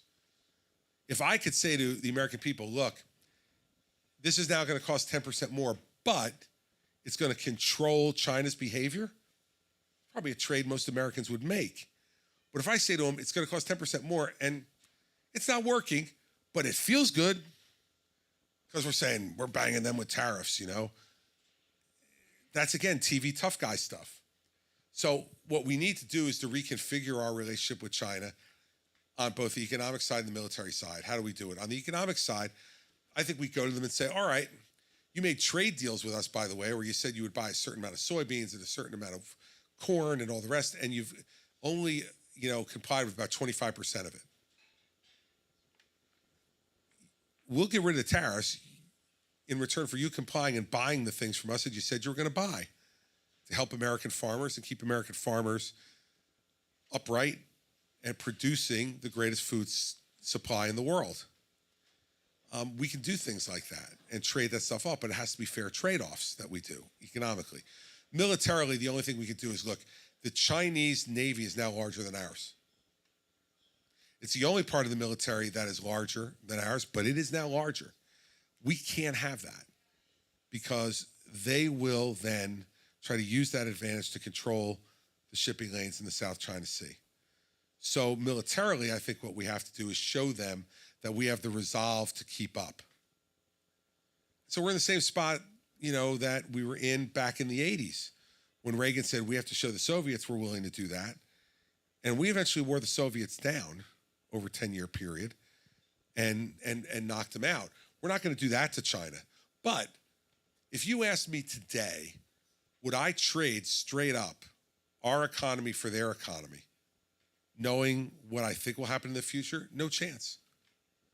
Because our population is aging, but theirs is aging, and as you know, getting much smaller because a lot of the policies, the social policies that China implemented years ago. Our population is still growing, not as fast as I think I'd like to see it, but it's still growing. They are going to have a problem, and they're in the midst of it right now, where conditions are declining for the middle class in China. That's going to be a problem because you can continue to control people politically when they're fed and they feel like they're making some progress. But if that starts to go the other way, they're going to be looking for somebody to blame. And a communist dictatorship is a pretty nice target to blame when you feel like you don't even know what's going on in the rest of the world because your flow of information is controlled, your freedom of movement is controlled, your freedom of choice in your careers to some extent are controlled. So those things you can deal with, I think, when people are feeling like they're making progress. They start to not make progress, and you look at some of the horrific deals that have happened in real estate over there. I mean, they have whole cities that were built where no one lives in them. And they've got all that debt to go with it. It's extraordinary. So they've got some problems. I wouldn't trade right now. Knowing that, we should feel confident about our competition with them economically and not look for ways to continue to have conflict, but look for ways where we can continue to press our advantage. And if it means they grow too, okay. As long as they just stay a little bit behind us, I'm fine. That's all. Let them grow. Let us grow too. Because we can't avoid the fact that we will be the two dominant countries in the world for at least the next 50 years. That's where we're going. And so, all right, let's try to compete. Let's try to outcompete them the same way we outcompeted the Soviet Union. Let's try to do the same thing. And if we can do that, then our next 3-4 generations will be okay. And that's probably all that we can all worry about at the moment. We can't look a whole lot further than 3 or 4 generations ahead.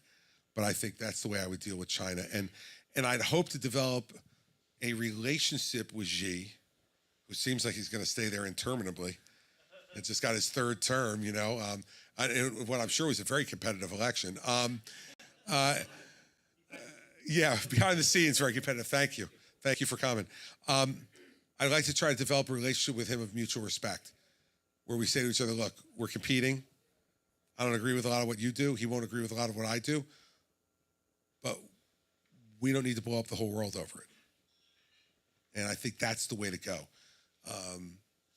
Banging our chest every day may feel good, but I want to see it lead to results, and I haven't seen that yet. And I'm surprised, actually, that Biden's continued the policies that he's continued.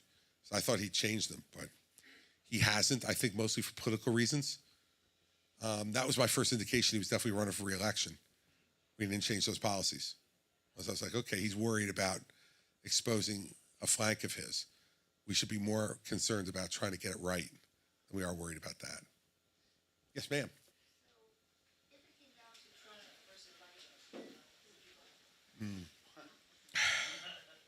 Well, I've already said if he's a convicted felon, I wouldn't vote for him.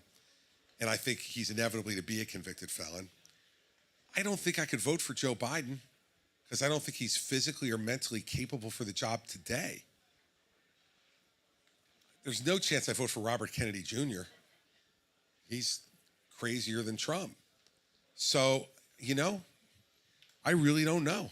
I don't think I probably wouldn't. If Trump's convicted, Biden is who he is, and Robert Kennedy's the other choice, I probably wouldn't vote for president. I can't imagine a world where he isn't. I really can't. You know, he's going to have his chief of staff testifying against him. Like, I can't imagine a scenario now where he's not convicted. This is the guy who was standing with him every day during the election and the post-election period. And to get immunity, because I know I would have never given anybody immunity, whether they had, if they didn't have devastating testimony that was corroborated by things in writing. Because they're going to get impeached on the stand no matter what, because they got immunity. So you're going to have things that back it up in writing. And I think knowing this prosecutor, he wasn't careless about that, about giving away immunity. I probably wouldn't. What would you say to your children, one of your 4 children, if they came to you and said that they were not voting? For president, but they were going to vote the rest of the ticket? I'd say vote your conscience. I mean, look, I know I've grown tired of voting for the least objectionable alternative, right? I really have. I've grown tired of it.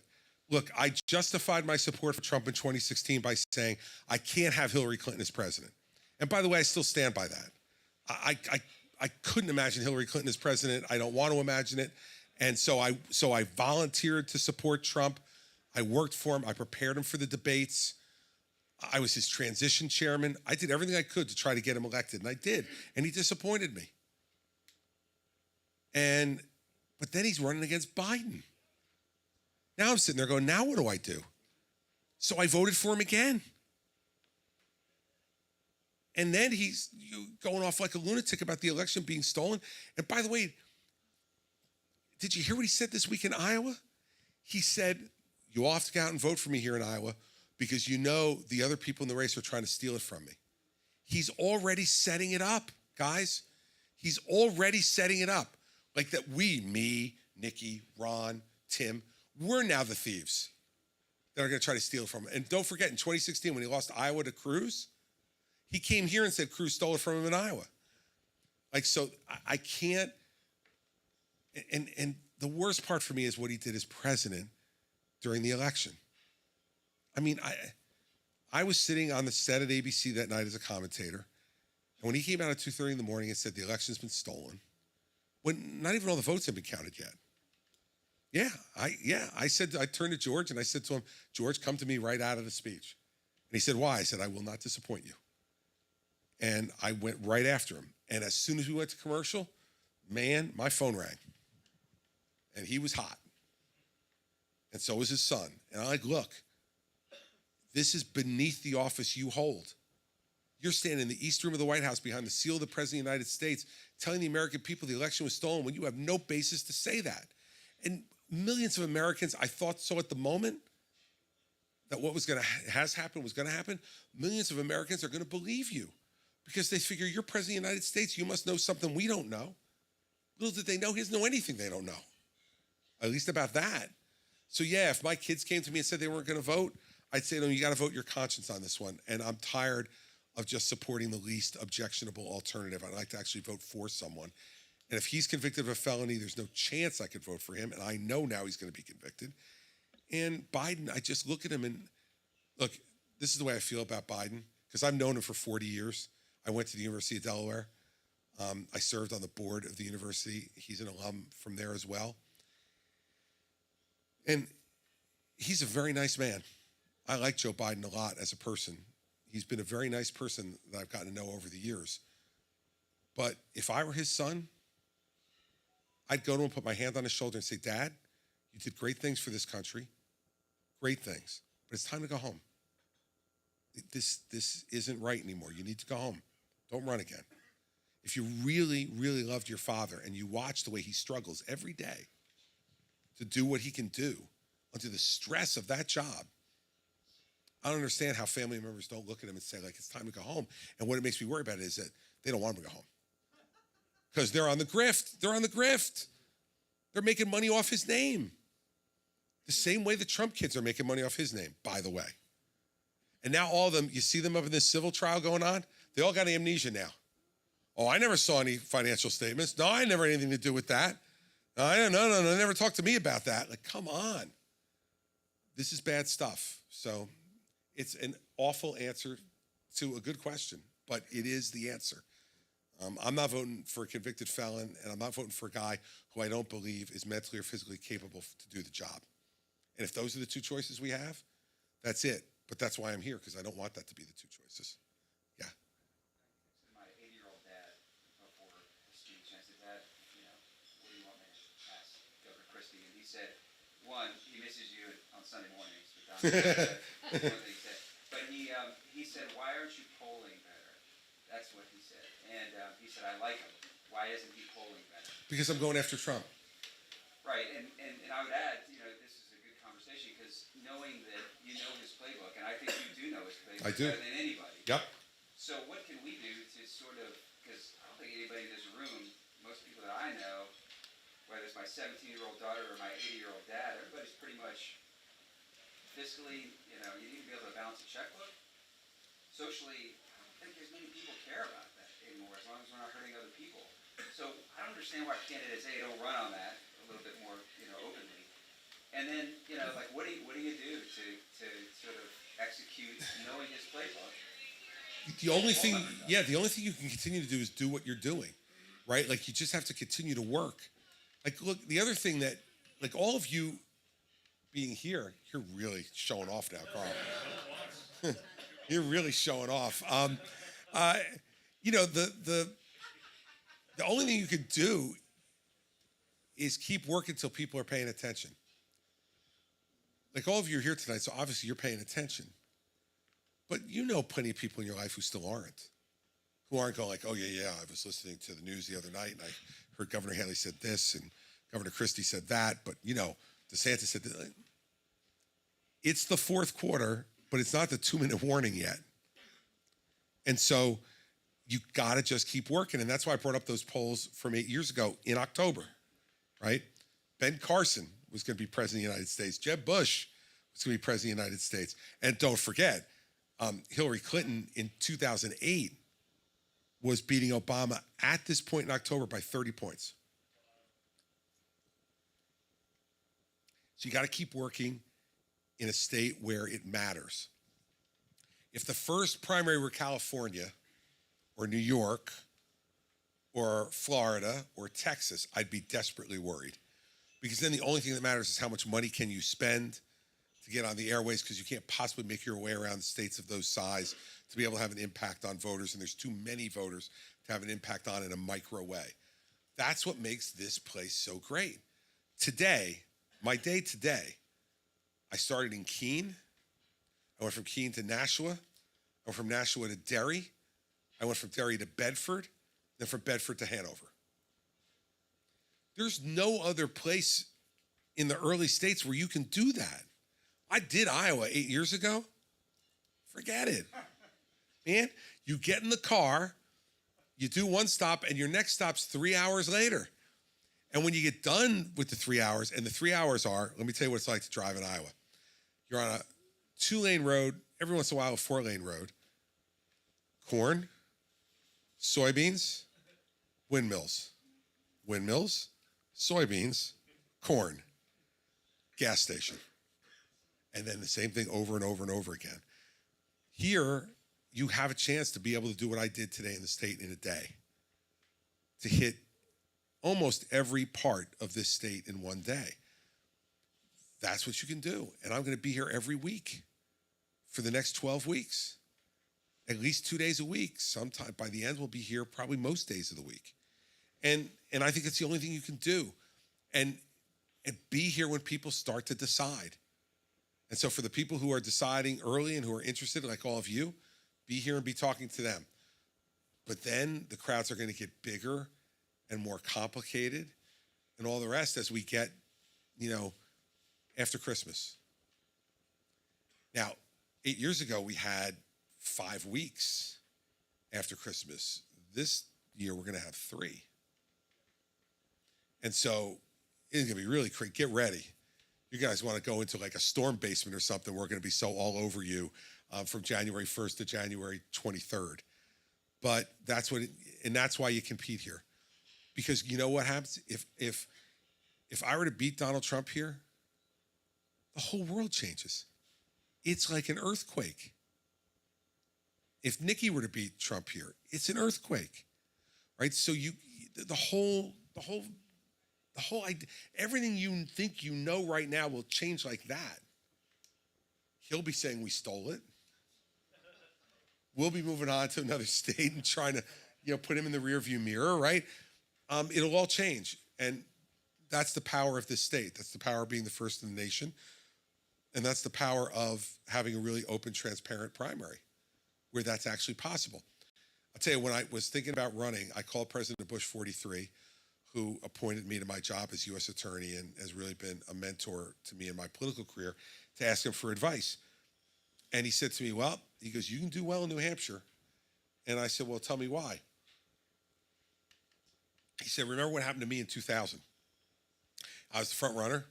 He said, I won Iowa going away. And I was not behind in one poll in New Hampshire from the time I left Iowa until election night in New Hampshire, when I lost to McCain by 18 points. He said, I turned the car over and I said, what the hell happened? And he said, you lost independents by nearly 30. And most independents don't get polled in a Republican primary. So he said, just go up there and talk to everybody. Don't just talk to Republicans, talk to everybody. Because just about everybody, unless you're a registered Democrat, is eligible to vote in the Republican primary. And he said in my primary that year, they showed up. And they showed up for McCain. And the whole world changed then, right? Then all of a sudden, it was a race. And Bush still ultimately won, but it was a struggle. And it put McCain in a position to become the nominee 8 years later, right? So I think that's, the way to do it. So tell your father, I don't like the polls either. Like, I much prefer polls when I'm ahead. Because, right? Call me out. I much prefer when I'm ahead. But I know from the history of the polling here that polling in October doesn't translate into polling in late January and early February, and a lot of stuff's going to happen. Like I said before, a lot of baseball left to be played between now and the end of it. So I could take 2 more, and then I'm going to let everybody go home. Yes, sir.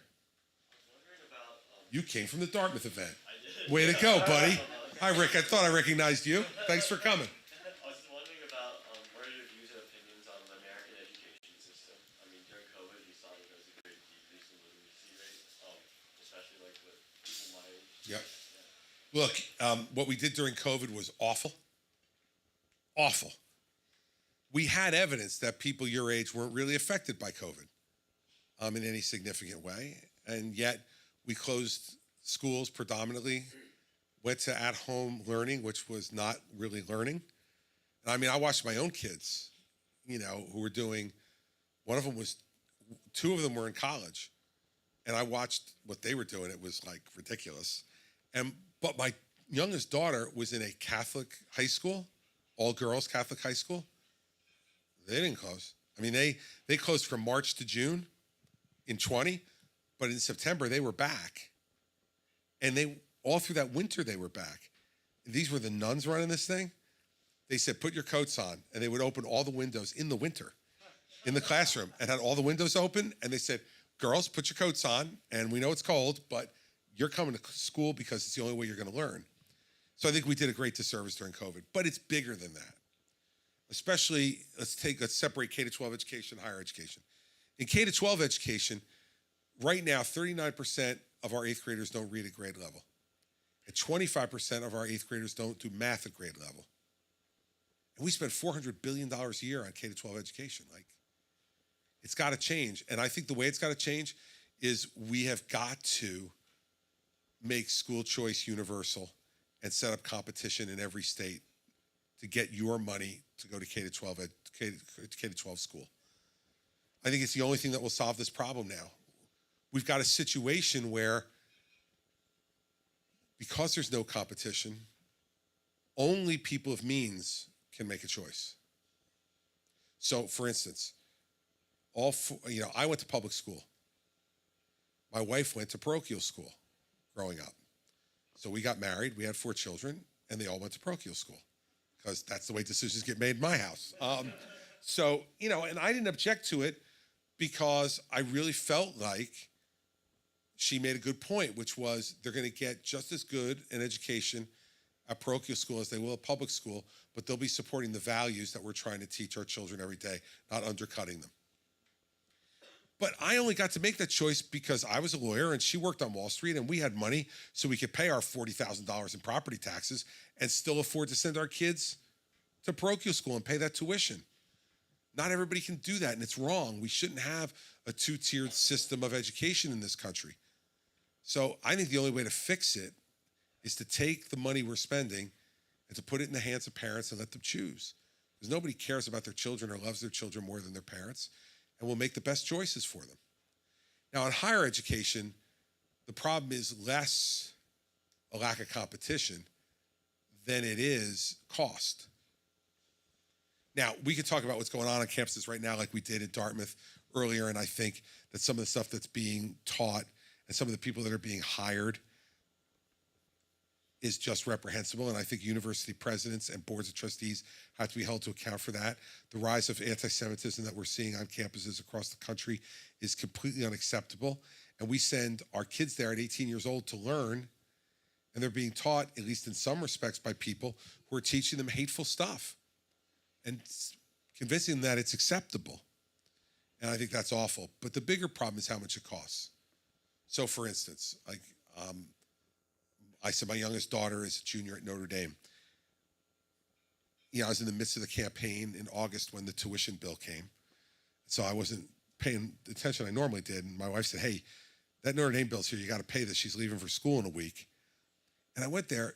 The bill for first semester Notre Dame, tuition, room and board, fees, was $40,200 for the first semester, right? So I'm paying $80,000 a year to Notre Dame. My problem with it is not just that $80,000 is an incredible amount of money, but also my older daughter graduated from there in 2018. You know what her last year's tuition was in 2018? Was $62,000. How in the hell did it go from $62,000 to $80,000 in 6 years? Inflation wasn't that high during that period of time. The reason is because there's unlimited loan money. So there's no restriction on because they say to you, oh, we raised it again, just borrow more money. Borrow more money, borrow more money. And so folks your age now, if you don't have parents who can help to pay most of it, are coming out of school with $300,000, $400,000 in debt. And then what can you do when you get out? It restricts what you can choose to do with your life because you got to start paying those loans. And like I had loans because my parents didn't have the money to send me. And it took me 10 years to pay my loans back. But they were not hundreds of thousands of dollars in loans. They were a lot to me at the time, but I paid it. We need to set up a system of costs in this country where we say to these higher education institutions, you can raise your tuition and fees, your total cost at the rate of inflation. And if you raise it anymore, we're going to take away all your federal money, your research money, your grant money, your Pell Grant money. And you know what will happen? No one's going to that school. Because if you can't get Pell Grant money and you can't qualify for federal student loans, you're not going. We need to tell them, stop.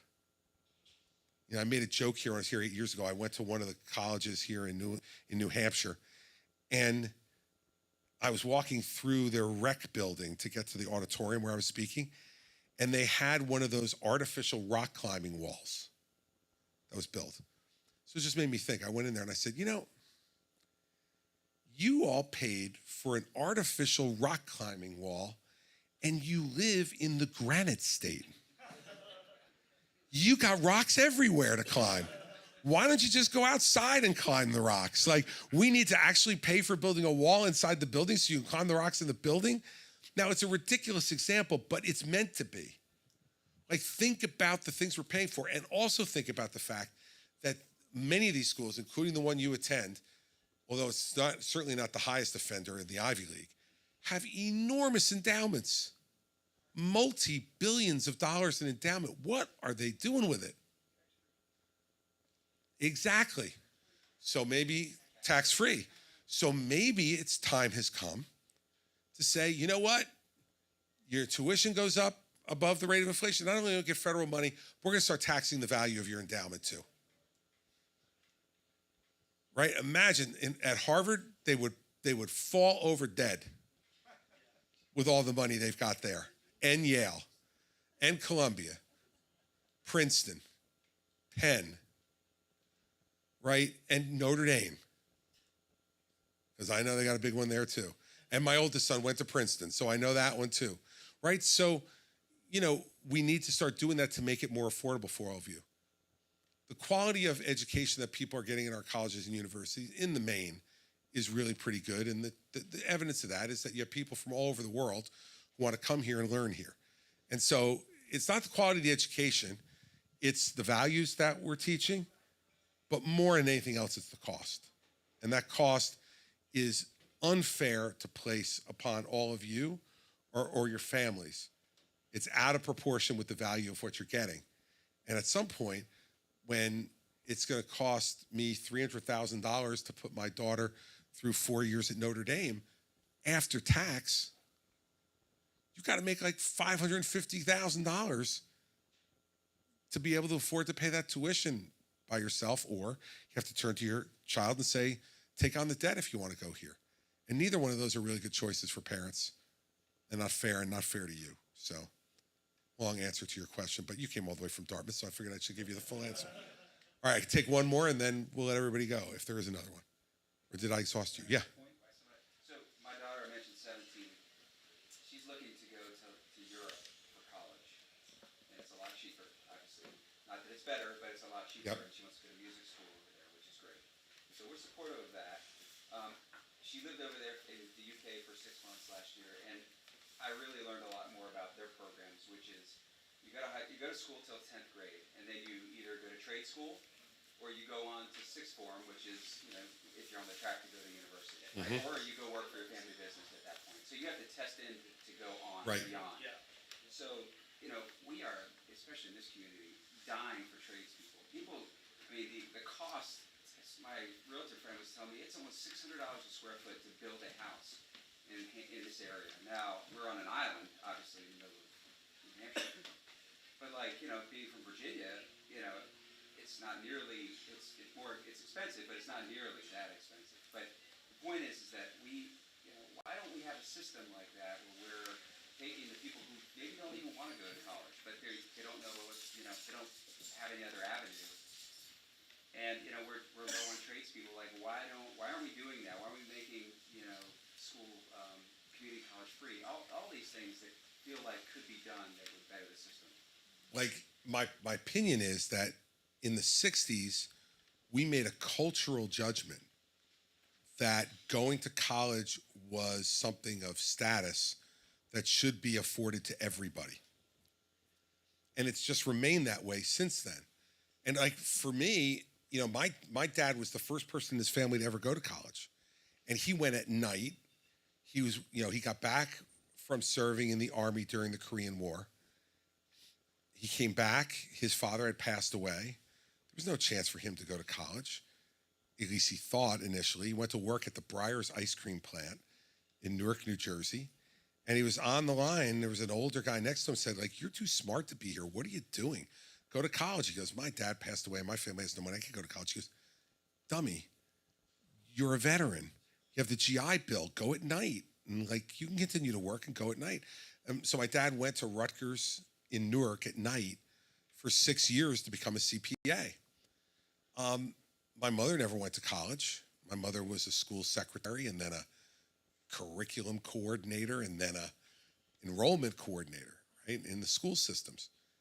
But I was expected to go. Like, that's what I mean about the cultural change. Like, my father being the first one ever went, my mother never went. Even in that house, my parents were like, you're going to college. Like, you're going to college because, right, you want to make you better, right? So that's, but what we need to learn is what you just said, which is it's not for everybody. And there's some people who just don't want to do it. And so it's not about necessarily even skill level some of the time. Sometimes it is. Sometimes it's about intellect, but most of the time it's about choice. What do you want to do with your life? And I think we have to have a much greater emphasis on making it socially acceptable because the resources are there for people to go. And like in my state, community college is predominantly free now. And so people can go there and do that. But we need to encourage people that it is a good choice to go to trade school. It is a good choice to become a carpenter, to become a plumber, to become a pipe fitter, become an iron worker, to become a steel worker. Like, all these things are needed to be done, electricians and all the rest. And I think that it's about, you know, having a system where we talk about that more as being acceptable, as an acceptable alternative. It's not something you're settling for. And that's a cultural change that we need to make. But I think you're going to see it start to come more and more with the combination of what the last answer was, which is the expense of undergraduate education. And the other thing that you brought up, which was the need for these folks and how that will drive pay. And it already does. I mean, you know, it reminds me of like the movie Moonstruck from all those years ago, right? I mean, and Libya Dukakis was walking to this huge brownstone that they owned in Brooklyn. And this guy was walking her back from dinner. And he said, where do you live? She goes, that's my house right there. And he said, the whole thing? And she said, yeah, the whole thing. It was 3 stories. And he goes, what's your husband do? And she goes, he's a plumber. And the guy looked at her and said, of course, right? Like, there is a great living to be made if you find that work rewarding. And even a better one now because of the lack of tradespeople, qualified, good tradespeople to be able to do this work. So I think it's a cultural change that we have to make. And that's about the president and others in leadership talking about that, going to trade schools. Like, it's amazing when I was governor. Like, if you showed up at a place, it was an enormous thing. Like, and you're still like a normal person, you think. Like, oh, okay, so I'm showing up at this trade school. It was like they had pictures of you there afterwards. They would tell the people about it. I was in like advertising material that this one particular trade school I went to visit put out. Like, you know, Governor Christie came here and talked about the value of our education, and they used it to market. Like, you forget, and Jeb Bush reminded me of this before Hurricane Sandy. He called me the night before and he said, remember, don't let them keep you in an emergency operations center all day. Get out half a day every day for people to see you. You can't imagine how much it means to people to see you. It gives them comfort. And he was so right about that. It was great advice. And I think we forget sometimes how much influence a president can have by talking and showing up at places to change culture. I mean, John Kennedy, I remember reading an interview with him when he said in the State of the Union address that one year, we are going to send a man to the moon and return him safely to Earth by the end of the decade. And Walter Cronkite did an interview with him a year later, and he said, so what's the plan? He goes, I don't know. It's not my job to make the plan. It's my job to set up the aspiration. And then it's for the really smart people to do it. That's what leadership's about. So if you're a president who believes that that should become a more acceptable option, then show that by where you show up. And be a president who goes to trade schools and visits and talks about the value of and the need of those folks. Work with the unions, the private sector unions, to elevate their position in the world and to say that a Republican can work with, I did it in New Jersey. We worked with Democratic trades all the time, and it helped. So I think that's it. I think it's more than anything else a cultural change that needs to happen, because you see it being done in Great Britain. It's not like, you know, they have a tradition of higher education, but their culture rewards different things. I think it's very much an open, everybody respects whatever patent. That's right. Multiple patents. As long as you're working hard, everybody respects it. I think that's it. Speaking of working hard, you're working hard being here. I'm working hard in front of this fireplace. It's been pretty hot back here. That's why I needed the water too. But look, I want to thank you for coming. And the last thing I'll leave you with is don't give up. Don't be despondent. You're not just Americans who have a right to decide who leads you. You're from New Hampshire. You really do get to decide. Like if you're from New Jersey, our primary is June 5th.